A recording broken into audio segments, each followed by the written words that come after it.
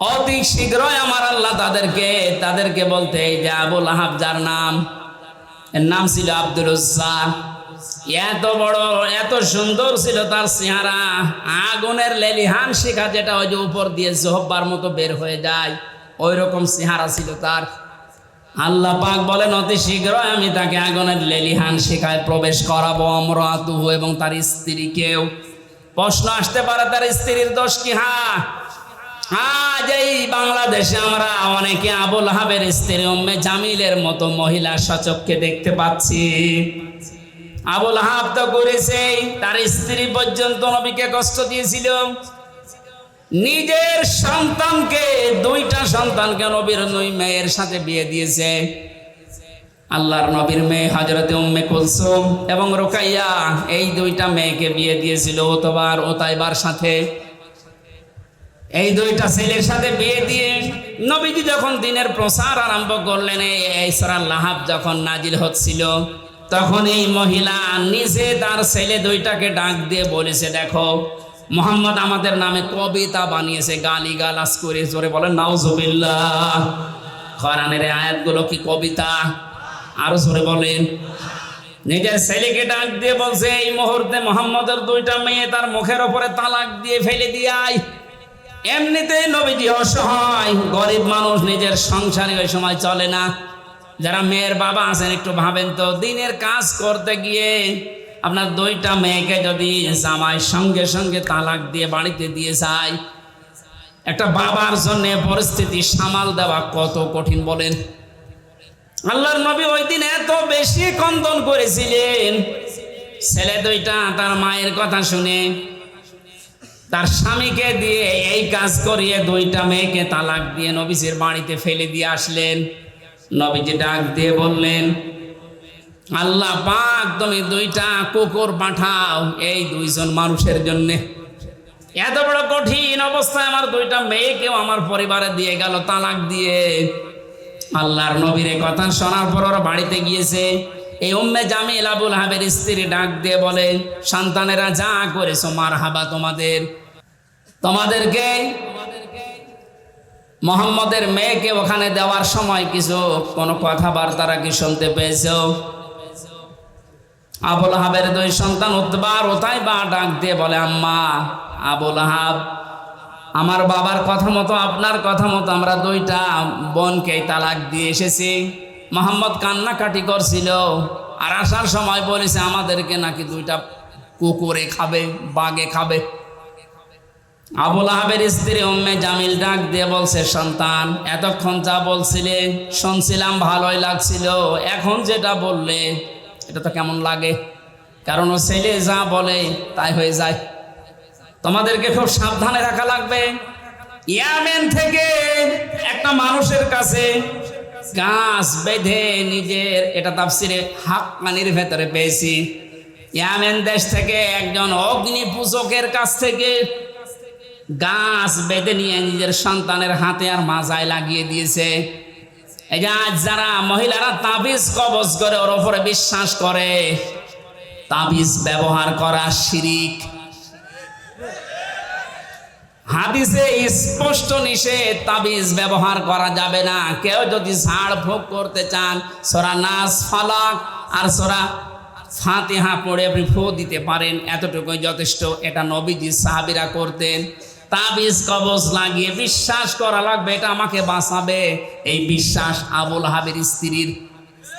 ও বলেছিল, মুহাম্মদ যেহেতু এই বরদোয়া দিয়েছে যে বাঘে খাবে তোদেরকে, সুতরাং এই কথা হয়েও যেতে পারে, বাঘে যেন না খায়, এই হিসাবে আমি বাবার কাছ থেকে এই যে গাছ পড়া নিয়ে এসেছি।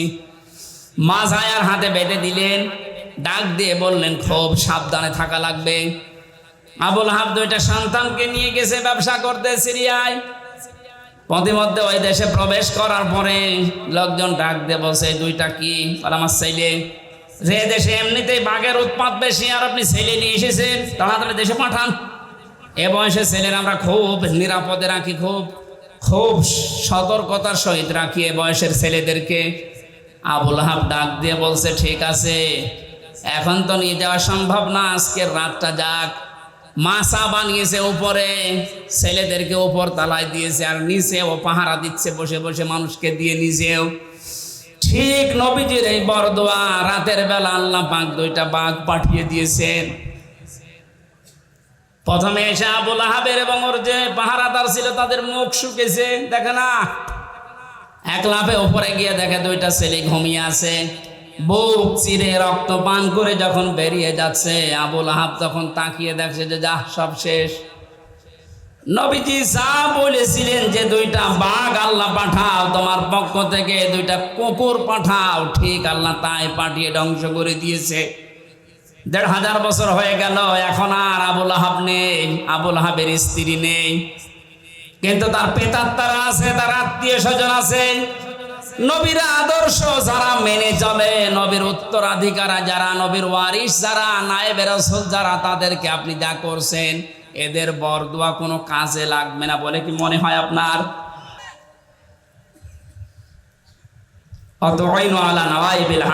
আপনি হককে সাহায্য করেন, হক প্রতিষ্ঠার জন্য কাজ করেন। নবীজির স্ত্রী যা যা বলেছিল নবীর পক্ষে, আমরা এখন বাস্তবে দেশে বাংলাদেশ জামাত ইসলামী, ইসলামী ছাত্র শিবিরের ভেতরে দেখতে পাচ্ছি। আপনি যাই বলেন, মন খারাপ করেন আর খুশি হন, এইটাই বাস্তব। তাহলে হাদিস বাদ দিয়ে দেন, এগুলো মিলে যাচ্ছে খাপের খাপ, মমতাজের বাপ। আমরা করবো কি মিলে গেলে? আপনার সাথে তো মিলছে না। হ্যাঁ, আপনি নিয়ে আসেন আপনার সাথে কি মিলছে, আমি দেখাচ্ছি। সূরা লাহাব আপনার সাথে মিলবে, বলবো। সুতরাং নবীর হাদিসের সাথে যাদের জীবন চরিত্র মিলে যাচ্ছে, তাদেরকে একটু দিয়ে দেখা যায় না যে কেমন চলে দেশটা। ৫৩ বছর তো দেখেছি। ডাক্তার শফিকুর রহমান ঘোষণা দিয়েছে ১৫ বছর লাগবে না, মাত্র ১০ বছর আমাদের হাতে দেন, চাঁদাবাজ এ নাম বাংলাদেশে থাকবে না। একটু বিশ্বাস হয় না আপনাদের? একটু দিয়ে দেখেন না কেন? কত মানুষের নাম তো শুনলাম আমরা, কেউ পারে নাই, আরো চাঁদাবাজি করেছে। ৫ তারিখের বিকাল আসতে দেরি, আগস্টের, অনেকে চাঁদাবাজিতে লিখে পড়েছিল, এখনো হাতে থালা পায়নি। তাই যদি অবস্থা হয়, থালা পেলেও তো বড় চাঁদাবাজ হবে। সুতরাং আমরা চাই এমন মানুষকে দিতে, যিনি ঘোষণা অলরেডি দিয়ে দিয়েছে, যদি ইসলাম এদেশে ক্ষমতায় আসে, আমাদেরকে যদি আপনারা দেন, আমরা জাতির শাসক হব না, খাদেম হব। চাঁদাবাজ না, ভিক্ষা করে খাবেন, চাঁদাবাজি করবেন না, ঘোষণা দিয়েছেন উনি কালকে। এক কথা বলে না কেন? একটাবার একটু দেওয়া যায় না? আমরা দিতে চাই। আমি সাধারণ মানুষ হিসাবে আহ্বান জানাচ্ছি, এবার আমরা দিতে চাই। কথা বলেন। যে জরিপটা শোনালাম, ১০০ জনের ১৪ জন জালেমদের অনুসারী, এখনো ১০০ জনের ২৮ জন ওই থালা থালা, আর ১০০ জনের ৫৮ জন এখন চাচ্ছে ইসলাম কায়েম হোক। এটা মাত্র এই ১.৫ মাসের ব্যবধানে। আরেক কিছুদিন যেতে দেন, ১০০ জনের ১০০ জনই চাইবে এদেশে ইসলাম কায়েম হয়। আমরা ওইটা দেখতে আছি। হ্যাঁ, অতি উৎসাহী হয়ে অতি ইসলাম পালন করবেন, এই মনোভাব নিয়ে কোনো জঙ্গিবাদ, সন্ত্রাসবাদ এরকম কোনো কাজ যেন করবেন না এ দাদাদের পাল্লায় পড়ে। কারণ ওরা আপনাদেরকে অতি ইসলাম এটা মানার আগ্রহ দেখিয়ে আবার ওই ট্যাগ দেবে, মৌলবাদ, জঙ্গি, উগ্রবাদী এরকম ট্যাগ দিয়ে শেষে বিশ্বের কাছে আবার কালার করবে, আবার ওই থালা হাতে নেবে, নিয়ে আবার গুম খুন শুরু হবে। কথা বলে না, আমরা এ সুযোগার দিতে চাই না। অতি ইসলাম না, যেভাবে ইসলাম পালন করা দরকার বাবা আস্তে আস্তে শুরু করে। সূরা লাহাব, নবীজি এখানে নবুয়ত পাওয়ার পরেই চলে গেলেন বাতাহা নামক একটা পাহাড়ের উপরে উঠে তিনি ইয়া সাবাহা, ইয়া সাবাহা বলে ডাক দিলেন। তিনি একটা লাল কাপড় উড়িয়ে দিয়েছিলেন। এটা ছিল ওই জামানার এই স্যাটেলাইট। কারণ এখন যেমন এই যে মিডিয়াগুলো কাজ করছে এটা ছড়িয়ে দেওয়ার জন্য, ওই জামানার স্যাটেলাইট ছিল, মিডিয়া ছিল এই লাল কাপড়। এই পাহাড়ের উপরে কেউ যদি লাল কাপড় উড়িয়ে দিত, এলাকার মানুষরা মনে করত যে লোকটা বিপদে আছে, সবাই গিয়ে পাহাড়ের পাদদেশে হাজির। বিশ্ব নবী তখন ডাক দিয়ে বললেন, হে আমার জাতির লোকেরা, আমি যদি বলি এই পাহাড়ের পাদদেশে একদল সৈন্য আছে, তোমাদেরকে আক্রমণ করবে তারা, তোমরা কি বিশ্বাস করো আমার কথা? এক বাক্যে সবাই বলেছে, হ্যাঁ মুহাম্মদ, জীবনে তোমাকে আমরা মিথ্যা কথা বলতে শুনিনি, অবশ্যই বিশ্বাস করব। হঠাৎ করে নবীজি তখন তাদেরকে দাওয়াত দেওয়ার উদ্দেশ্যে বললেন, আমি যে কালেমা নিয়ে এসেছি যে ইসলাম নিয়ে এসেছি, তোমরা যদি এটা পড়তে অস্বীকার করো, আল্লাহর গজবের ফেরেশতারা ওত পেতে আছে, তারা তোমাদের আক্রমণ করবে। সঙ্গে সঙ্গে তারা পনেই চাচা আবু লাহাব ও ছিল একটু পেছনে, নিজে মাটির উপর থেকে একটা পাথর তুলে নিয়ে আল্লাহর নবীর দিকে নিক্ষেপ করেছে আর বলেছে, তাব্বালাকা লিহাদা জামাতানা ইয়া মুহাম্মদ, হে মুহাম্মদ তুই ধ্বংস হয়ে যা, এই জন্য আমাদেরকে তুই একত্রিত করলি। জোরে বলেন নাউজুবিল্লাহ। আল্লাহ রাব্বুল আলামিন সহ্য না করে সঙ্গে সঙ্গে তার নামে আয়াত নাজিল করেছেন, তাব্বাত ইয়াদা আবি লাহাবি ওয়া তাব। আয়াতের প্রথম অংশে আল্লাহ ধ্বংস কামনা করলেন তার, আর দ্বিতীয় অংশে তার পরিচয় তুলে ধরলেন। এবার আসেন মূল শিক্ষায়। কালকে ঐতিহাসিক সরোয়ার্দী উদ্যান ঢাকাতে আমি এই পয়েন্টের উপরে আলোচনা করেছিলাম, নবীজির সাথে দুনিয়ায় যারাই বিয়াদবি করে আল্লাহ তাদেরকেই ধ্বংস করে দেয়। আজ ফ্রান্স থেকে শুরু করে বাংলাদেশে অনেকে নবীজিকে নিয়ে কটূক্তি করছে। স্পষ্ট ভাষায় বলতে চাই, এদেশে কিন্তু নবীর উম্মত ৯৬%। নামাজ কালাম আমরা কম পড়তে পারি, নবীর উম্মত এ ব্যাপারে আমাদের কোনো সন্দেহ বলেন? আপনি বুঝে করেন আর না করেন, নবীকে নিয়ে যদি কোনো কটূক্তি হয়, 15 বছর তো বাবাকে নিয়ে কিছু করলে তাই খবর ছিল, নবীকে আপনি গালিগালাজ করেন অসুবিধা নেই, কিন্তু দিন পাল্টিয়ে গেছে। এখন থেকে কিয়ামত পর্যন্ত আমরা ঘোষণা দিয়ে দিলাম, এদেশে যদি সত্যিই কেউ নবীকে নিয়ে উল্টাপাল্টা কোনো মন্তব্য করেন, কোন দলের কোন গোষ্ঠীর কোন পরাশক্তির আর দেখা হবে না, দাঁত ভাঙা জবাব দেওয়া হবে ইনশাআল্লাহ। আল্লাহ নিজে বরদোয়া দিলেন, তাব্বাত ইয়াদা, আবু লাহাবের 2 হাত ধ্বংস হয়ে যাক। প্রশ্ন আসতে পারে, ও পাথর মেরেছিল কয় হাত দিয়ে? তাহলে এই হাতও ধ্বংস করে দিলেন মানে? আপনি যদি এই মোবাইলটা এখান থেকে এখন ছুড়ে মারেন, আমার এই হাত নড়েনি? আর কথা বলেন এখানে, পাথরটা যখন এইভাবে অনেক ক্ষেপ করেছিল, এই হাত নড়াচড়া করে সাহায্য করেছিল। আল্লাহ জন্য ইয়াদা নিয়েছিল, শব্দটা ইয়াদা নি এজাফতের কারণে ওটা পড়ে গেছে। আল্লাহ দিয়ে বচন দিলেন, এই জন্য ইয়াদুন না দিয়ে ইয়াদা একালিপ টান আছে। তাব্বাত ইয়াদা আবি লাহাবি ওয়া তাব। আল্লাহ বলেন আবু লাহাবের 2 হাতই ধ্বংস হয়ে যাক, এবং সে ধ্বংস হয়েছে। জবাব হচ্ছে এই, যেহেতু এই হাত নড়াচড়া দিয়েছে, আজ বাংলাদেশে পাঠ্য পুস্তকে যে কমিটি বানানো হয়েছে, এখানে মুসলমানদের আলেম এদেশে কম আছে। 5 জন আলেমকে নিতে পারেন না, এই কথা বলেন এখানে। নাস্তিক মুরতাদদের দায়িত্ব দিয়ে ওরা সমকামিতা ঢোকাতে আছে, পুরুষে পুরুষে নাকি বিয়ে করবে, মহিলা মহিলায় বিয়ে করবে। আল্লাহর পুরা সিস্টেম পাল্টিয়ে ফেলছে। কোন জাতি কোন সৃষ্টি যদি তার নিজের আকৃতি পাল্টিয়ে ফেলে, তাকে মেরে ফেললেও কোনো গুনাহ নেই। এটা আমি বানিয়ে বললাম, সূরা নিসার ভেতরে আছে, কোন সৃষ্টি যদি তার নিজের আকৃতি পাল্টিয়ে ফেলে। এই জন্যই তো নবীজি আয়াতের ব্যাখ্যায় আছে, বিশ্ব নবী জানিয়েছেন, কোন মহিলা যদি পুরুষের শ্বাস গ্রহণ করে, তার উপরে 24 ঘন্টা আল্লাহর লানত। কোন মহিলা কোন নারী যদি নিজের আকৃতি পাল্টিয়ে পুরুষের বেশ ধরে, কোন পুরুষ যদি নিজের আকৃতি পাল্টিয়ে মহিলার বেশ ধরে, আজ সিনেমা নভেল নাটক যারা বানাচ্ছেন, নারীর বেশ পুরুষে ধরছে, পুরুষের বেশ নারী ধরছেন, ধরেন, আমরা নিষেধ করছেন। আপনার জাহান্নামে যেতে চান, আরো দরকার হয় পাছায় লাথি দিয়ে দেব, কোনো অসুবিধা নেই। কিন্তু সাবধান, আজ এই সমস্ত নভেল নাটক এই বানিয়ে অনেক রসুলের দাড়ি লাগিয়েছে, রসুলের টুপি মাথায় দিয়েছে, জোব্বা গায়ে দিয়ে প্রেম প্রীতি এগুলো দেখাচ্ছে। আমরা এটা সামনে আর মেনে নেব না। বিশ্ব নবীর আদর্শ দিয়ে কলঙ্কিত করে সিনেমা বানাবেন, এটা দেশের মুসলমানেরা অনেকে বোঝে না, তাই কিছু বলে না। বুঝে যদি ফেলে আপনার কিন্তু খবর হয়ে যাবে। সুতরাং আগামীতে এরকম সিনেমা আমরা বন্ধ করতে চাই, এরকম নভেল নাটক থিয়েটার আমরা বন্ধ করতে চাই, যেখানে রসুলের দাড়ি, তার টুপি, তার জব্বাকে অপমান করা হচ্ছে।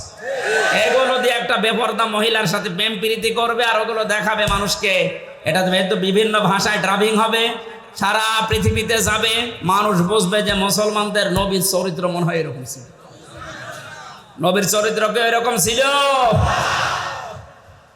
বিশ্বনবী মসজিদে নামাজ পড়তে যাওয়ার সময় একটা বেপরদা মহিলা সামনে পড়েছিল, সঙ্গে সঙ্গে নিজের দৃষ্টিকে নিম্নগামী কমে বাড়িতে আসলেন, হযরতে হাফসাকে ডাক দিলেন।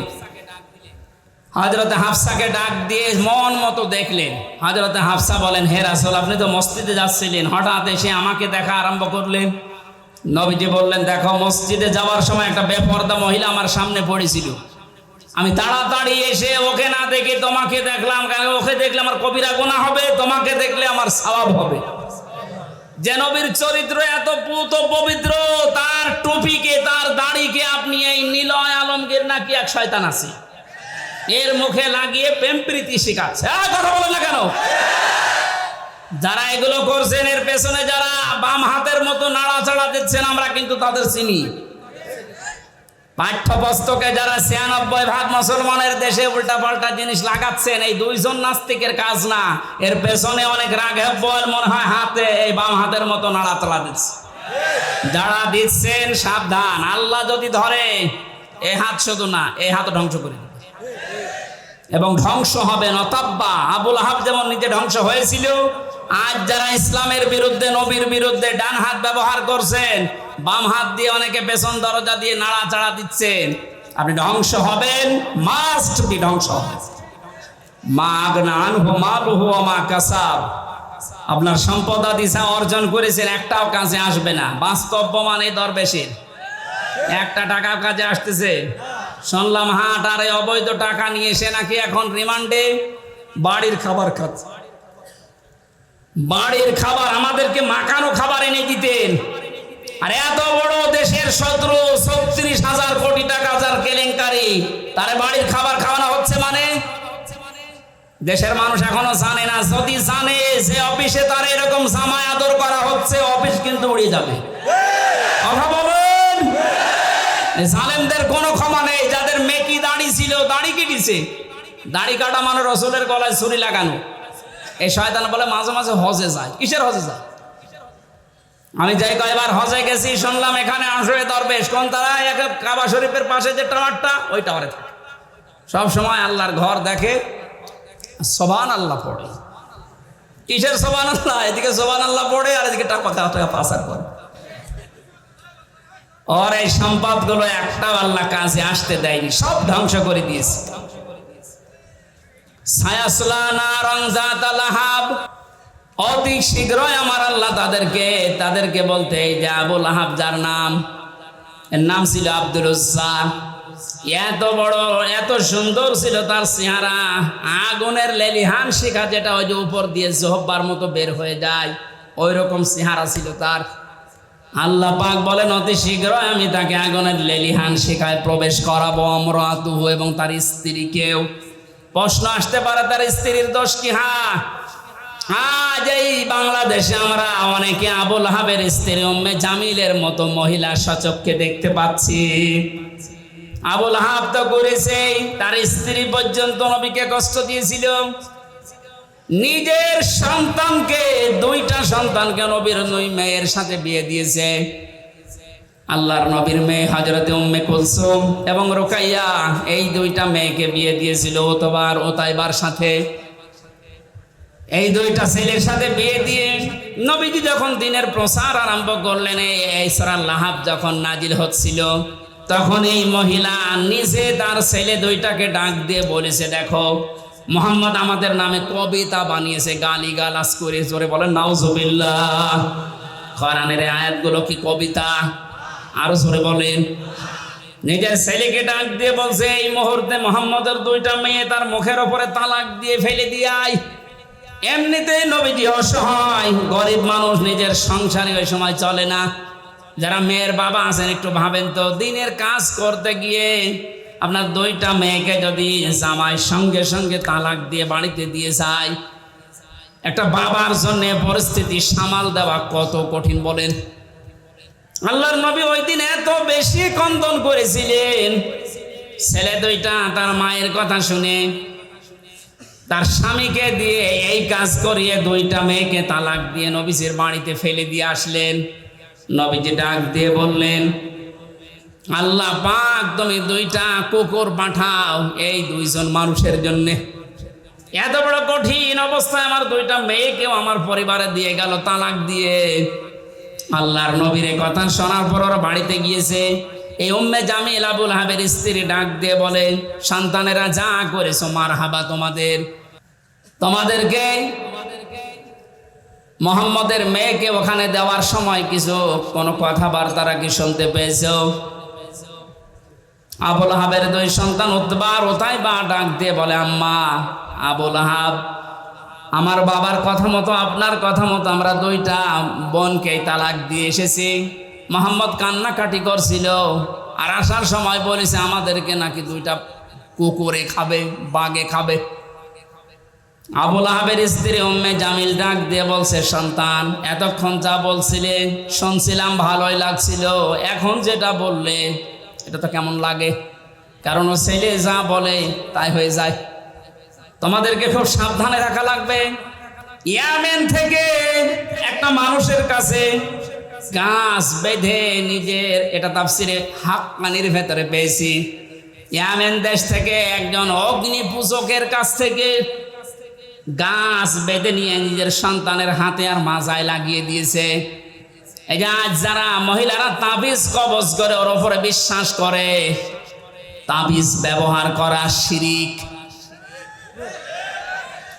হাদিসে স্পষ্ট নিষেধ, তাবিজ ব্যবহার করা যাবে না। কেউ যদি ঝাড় ফুঁক করতে চান সূরা নাস, ফালাক আর সূরা ফাতিহা পড়ে আপনি ফু দিতে পারেন, এতটুকুই যথেষ্ট। এটা নবীজি সাহাবীরা করতেন।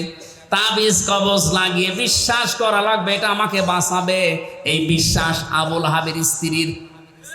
ও বলেছিল মোহাম্মদ যেহেতু এই বরদোয়া দিয়েছে যে বাঘে খাবে তোদেরকে, সুতরাং এই কথা হয়েও যেতে পারে বাঘে যেন না খায়, এই হিসাবে আমি বাবার কাছ থেকে এই যে গাছ পড়া নিয়ে এসেছি। মাজায় আর হাতে বেঁধে দিলেন, ডাক দিয়ে বললেন খুব সাবধানে থাকা লাগবে। আবুল আহাব দুইটা সন্তানকে নিয়ে গেছে ব্যবসা করতে সিরিয়ায়। পথিমধ্যে ওই দেশে প্রবেশ করার পরে লোকজন ডাক দিয়ে বলছে, দুইটা কি? আমার ছেলে। যে দেশে এমনিতেই বাঘের উৎপাত বেশি আর আপনি ছেলে নিয়ে এসেছেন, তাড়াতাড়ি দেশে পাঠান। এ বয়সে ছেলের আমরা খুব নিরাপদে রাখি, খুব সতর্কতার সহিত রাখি এ বয়সের ছেলেদেরকে। আবুল আহাব ডাক দিয়ে বলছে, ঠিক আছে, এখন তো নিয়ে যাওয়া সম্ভব না, আজকের রাতটা যাক। মাসা বানিয়েছে উপরে, ছেলেদেরকে উপর তালায় দিয়েছে আর নিচে ও পাহারা দিচ্ছে বসে বসে মানুষকে দিয়ে নিজেও। ঠিক নবীজির এই বরদোয়া রাতের বেলা আল্লাহ পাক দুইটা বাঘ পাঠিয়ে দিয়েছেন। প্রথমে এসে আবুল আহাবের এবং ওর যে পাহারাদার ছিল তাদের মুখ শুকেছে, দেখে না। এক লাফে উপরে গিয়ে দেখে দুইটা ছেলে ঘুমিয়ে আছে। বুক চিরে রক্ত পান করে যখন বেরিয়ে যাচ্ছে, আবুল আহাব তখন তাকিয়ে দেখছে যে যা সব শেষ। নবীজি যা বলেছিলেন যে দুইটা বাঘ আল্লাহ পাঠাও তোমার পক্ষ থেকে, দুইটা কুকুর পাঠাও, ঠিক আল্লাহ তাই পাঠিয়ে ধ্বংস করে দিয়েছে। ১৫০০ বছর হয়ে গেল, এখন আর আবুল আহাব নেই, আবুল আহাবের স্ত্রী নেই, কিন্তু তার পেতাত্তারা আছে, তার আত্মীয় স্বজন আছে। নবীর আদর্শ যারা মেনে চলে, নবীর উত্তরাধিকার যারা, নবীর ওয়ারিস যারা, নায়েবে রাসূল যারা, তাদেরকে আপনি যা করছেন এদের বরদোয়া কোনো কাজে লাগবে না বলে কি মনে হয় আপনার? কোরআনের পাখি যা যা বলেছিল জীবনে আমরা তো দেখছি সব একটা একটা করে মিলে যাচ্ছে। উনি বলেছিলেন জালেমদেরকে, দেশে ইঁদুরের গর্ত তোমরা পাবে না, ঠিক পাচ্ছে না, ইঁদুরের গর্তে জায়গা আছে ওদের। বলেছিলেন যে এই দেশে নাড়া দেওয়া হবে, দিল্লি মামুগার বাড়ি গিয়ে পড়বা, একেবারে তাই পড়িস। ৩ নাম্বার, ওনার একটা স্বপ্নের কথা মাঝে মাঝে বলতেন, এই দেশে জালেমদের নাকের উপরে কোরআনের পতাকা পতপত করে উড়বে। এই স্বপ্ন বাস্তবায়ন হবে ইনশাআল্লাহ। আবুল আহাব বাড়িতে আসলেন, প্লেগ রোগ দেখা দিল তার শরীরে। আল্লাহ রাব্বুল আলামিন এত কঠিন ভয়ঙ্কর রোগ তাকে দিয়েছিল, তার কাছে যে যায় তার এই রোগ হয়। শেষ পর্যন্ত ধুকে ধুকে মারা যায়। পড়েছিল, পচে গলে দুর্গন্ধ বের হচ্ছিল। আশপাশের লোক এসে তার আত্মীয় স্বজন যারা আছে তাদেরকে ডাক দিয়ে বলছে, আপনারা কি মানুষ? নিজের বাবা নিজের আত্মীয় মরে পড়ে আছে, পয়সে গলে মা দুর্গন্ধ বের হয়, আপনারা মাটি দেন না। তখন ডম বা মসি যাদেরকে বলা হয়, এরকম মানুষ আফ্রিকার কালো মানুষদেরকে ডাক দিয়ে দূরে গর্ত করে বাঁশ দিয়ে ঠেলা দিয়ে লাশ ওখানে দিয়ে এরপরে পাথর দূর থেকে নিক্ষেপ করে করে ওরে মাটি দিয়েছে। আল্লাহ রাব্বুল আলামিন এটাই জানাতে চেয়েছেন, আমি ওকে এমন কঠিন ভয়ঙ্কর শাস্তির ভেতরে ফেলেছিলাম, নবীর বিরুদ্ধে, নবীর ওয়ারিসদের বিরুদ্ধে কিয়ামত পর্যন্ত যারা অবস্থান নেবে জমিনে, আমার আল্লাহ তাদেরকে ঠিক এইরকম অপমান করে বিদায় দেবে। হাম্মালাতাল হাতাব ফি জিদিহা হাবলুম মিন মাসাদ, এই মহিলার নামে আল্লাহ এই দুইটা আয়াত নাযিল করলেন। এই কারণে পৃথিবীতে যত মহিলা নবীকে কষ্ট দিয়েছে তার ভেতরে এই মহিলা এক নাম্বার। এত বেশি কষ্ট দিত নবীকে, তার স্বামীকে সাহায্য করে করে যেখানেই নবীজি দাওয়াত দিত সে তার স্বামীকে নিয়ে বলতো, ওই পাগলের কথা শুনবা না। লোকজন এসে বলতো, আমরা তো পরিচিত না, পাগল বলেন কে এই লোকটা, আপনারা কে? তখন পরিচয় দিত, এইটা ওর চাচা আর আমি ওর চাচি। জোরে বলেন নাউজুবিল্লাহ। বিশ্বনবী সবচাইতে বেশি কষ্ট পেয়েছিলেন এই দুইজনের দ্বারা ইসলাম প্রচার করতে গিয়ে। এই জন্য আল্লাহ আবু সেহেলের নামে কোরআনে আবু সেহেল নামে কোনো সূরা দেয়নি। আছে সূরা আলাকের ভেতরে আবু সেহেলের নামে একটা সূরা, একটা আয়াত আছে শুধু। আর এই লোকটার মানে এর বর চরিত্র এত খারাপ ছিল, এত কষ্ট নবীকে দিয়েছে, আল্লাহ নিজে তাদের নামে আয়াত নাজিল করে না, শুধু পুরা সূরাটাই নাজিল করে দিয়েছে। আমাদের শিক্ষা নেওয়া লাগবে আগামী পৃথিবীতে বিশ্বনবীর নামে কোনো উল্টাপাল্টা কথা যেন কেউ না বলে।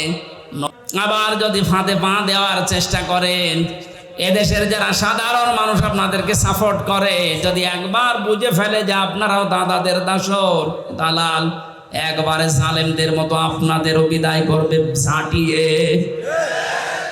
আল্লাহ আশা করে আমাদেরকে সম্মতি দেবেন, বলেন আমিন। বুখারী শরীফের একটা হাদিস পড়েছিলাম, মান রা মিনকুম মুনকারন, যে ব্যক্তি দেখে কোন অন্যায় কাজ তার সামনে হচ্ছে, শরীয়ত বিরোধী ইসলাম বিরোধী কাজ, তার ইমানের প্রথম দাবি হচ্ছে সে যেন হাতের দ্বারা বন্ধ করে দেয়। হাত মানে শুধু এই হাত না, ক্ষমতার, পাওয়ারের, টাকা পয়সার প্রভাব প্রতিপত্তির।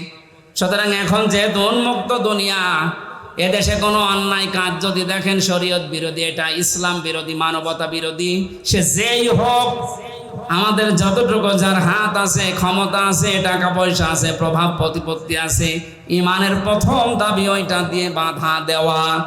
কেউ যদি বলে না আমি ওর ভেতরে নেই, আমি লা ইলাহা ইল্লাল্লাহ, কাউকে কিছু বলি না, ওটা মুনাফিক। এটা ইমানের প্রথম দাবি। দ্বিতীয় নম্বরে যদি হাতের দ্বারা কাজ না হয়, নবীজি বলেন সে যেন প্রতিবাদ করে মুখে, যেটা এখন আমরা অধিকাংশ মানুষ করছি। এটা জারি রাখা লাগবে জালেমদের বিরুদ্ধে। কোন জালেম যেন কিয়ামতের আগে চেয়ারে এসে আর বসতে না পারে। জালেমদের তালিকা করে করে মোড়ে মোড়ে দোকানে দোকানে টাঙিয়ে দেন। কোন জালেম যেন আর মাথা উঁচু করে দাঁড়াতে না পারে। কথা বলেন। এটাও যদি আমরা না পারি, শেষ পর্যন্ত অন্যায় দেখে যেন অন্তত ঘৃণা করি, অন্তর দিয়ে আর এটা চেষ্টা করি কি করে এটা বন্ধ করা যায়। জালিকা আদাফুল ঈমান, নবীজি বলেন এটা ঈমানের একেবারে সর্বনিম্ন পর্যায়। এইটাও যদি না থাকে, বুঝবা তোমার ঈমান নেই, তুমি একটা বেঈমান। আল্লাহ আমাদেরকে যেন বেঈমানের খাতায় নিয়ে না যায়। ঈমানের এই তিনটা স্তরের যে স্তরে আমরা পারি, প্রথমটা পারলে তো ফার্স্ট ক্লাস, দ্বিতীয়টা পারলে সেকেন্ড ক্লাস, শেষেরটা পারলে থার্ড ক্লাস। অন্তত যে কোনো একটাই তো থাকতে পারি নাকি? আজকের এই কাজটা যেহেতু একটা ভালো কাজ, কোরআন প্রচারের কাজ, তাআওয়ানু আলাল বিররি ওয়াত তাকওয়া, ভালো কাজে একে অন্যকে সাহায্য করো। আপনারা নিজেরা করেননি, ওরা করেছে, ওনারা সাহায্য চাচ্ছে, আপনাদের সামর্থ্য মতো দিয়েছে। এখন যারা যাচ্ছে ওদের কাছে অন্তত এই আয়াতটা মেনে নিয়ে কিছু সর্বশেষ একটু দিয়ে যান। যারা যাচ্ছে যান, আপনারা বের করে রাখেন, সর্বশেষ দিয়ে যান। সুবহানাল্লাহ, আলহামদুলিল্লাহ, লা ইলাহা ইল্লাল্লাহ, সুবহানাল্লাহ, আলহামদুলিল্লাহ।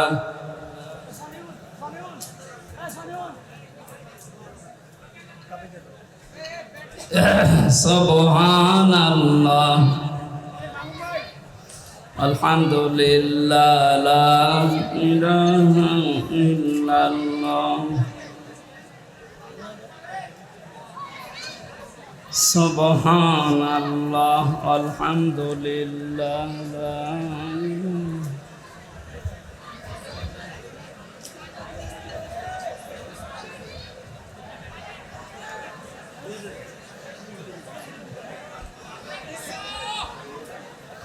আল্লাহুম্মা আমিন লা ইলাহা ইল্লা আনতা সুবহানাকা ইন্নী কুনতু মিনাজ জালিমিন।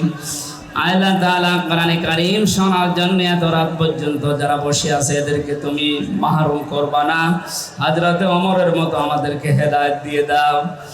মাহফিল বাস্তবায়নের জন্য যারা শ্রম দিয়েছে, যারা অর্থ দিয়েছে, হযরতে ওসমানের মতো কবুল করে নাও। এই প্রচন্ড আবহাওয়া আমাদের অনুকূলে নেই, বৃষ্টি কাদার ভেতরে যারা কষ্ট করে করে কোরআন শুনেছে এদেরকে তুমি ডবল সওয়াব দাও আল্লাহ। আল্লাহ তাআলা বাংলাদেশকে তুমি কোরআনের হাতে তুলে দাও। আমরা যারা অসুস্থ আছি আমাদেরকে শেফায়ে কামেলা আজালা নসিব করো। এলাকায় মাটির নিচে যারা ঘুমিয়ে আছে এই মানুষগুলোকে তুমি মেহেরবানি করে কবরে শান্তি দিয়ে দাও। আগামীতে এই মাহফিলটার জন্য আরো বিশাল আকারে যেন করতে পারে সেই তৌফিক এদেরকে দাও। প্রবাসী ভাইরা যারা অর্থ সম্পদ পাঠিয়েছে আল্লাহ এদের টাকা পয়সাগুলো দ্বীনের প্রচারের জন্য কবুল করো। সহি সালামতে তাদেরকে রাখো আল্লাহ। আমার কণ্ঠটা তুমি ভিক্ষা দাও, আমার জ্ঞান তুমি বাড়িয়ে দাও, আমার ঈমান আমল তুমি বাড়িয়ে দাও। যত অতিথি এখানে এসেছে আল্লাহ যার যে সম্মান তুমি মেহেরবানি করে ওয়ারফা'না লাকা যিকরাক। বারাকাল্লাহু লানা ওয়া লাকুম ফিল কুরআনিল আযীম। আল্লাহ তাআলা সূরা লাহাব থেকে যে শিক্ষাটা নেওয়া দরকার আমাদের সবার জীবনে শিক্ষা এনে দাও। যখনই মরণ আসবে যেন পড়তে পারি লা ইলাহা ইল্লাল্লাহু মুহাম্মাদুর রাসূলুল্লাহ।